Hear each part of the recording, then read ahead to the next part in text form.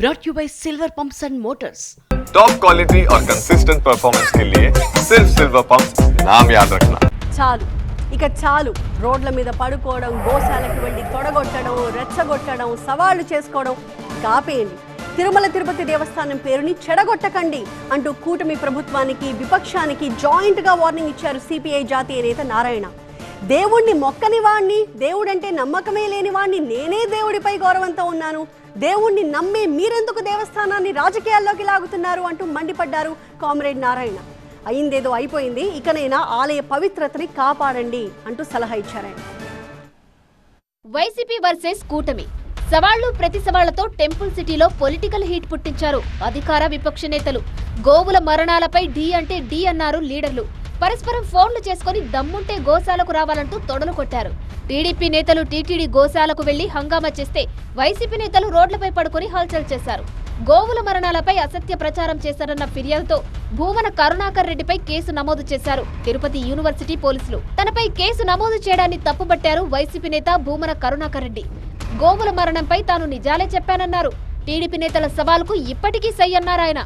ఎప్పుడైనా నేను వస్తాను, నేను చర్చకు సిద్ధము. నిన్న దానికి తోడు నేను పత్రికా సమావేశంలో 170 ఆవులు చనిపోయినాయని అఫీషియల్గా ప్రకటించినటువంటిది.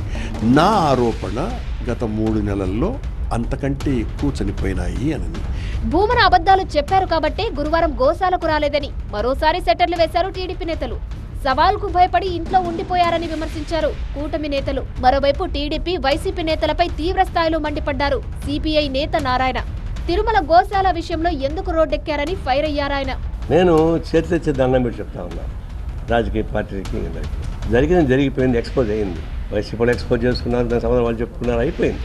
మళ్ళా దీన్ని రాద్ధాంతం చేసి ఈ అంతర్జాతీయ స్థాయిలో ప్రాముఖ్యత కలిగినటువంటి తిరుమల తిరుపతి దేవస్థానం ప్రాముఖ్యత తగ్గించబాకండి. దేవుడిపై నమ్మకం లేకపోయినా తాము గౌరవిస్తుంటే దేవుడిని నమ్మే నేతలే తిరుమల పేరును చెడగొడుతున్నారని మండిపడ్డారు సీనియర్ కామ్రేడ్. దీన్ని ఎవరైతే ఎక్స్పోజ్ చేస్తారో వాళ్ళు దేవుడిని నమ్ముతున్నారు, దేవునికి పూజ చేశారు, పాదసేవలు చేశారు. ఎవరైతే దేవుడిని నమ్ముకున్నారో మీరంతానేమో దేవుడిని ఆ దేవస్థానాన్ని గబ్బట్టిని ప్రయత్నిస్తున్నారు.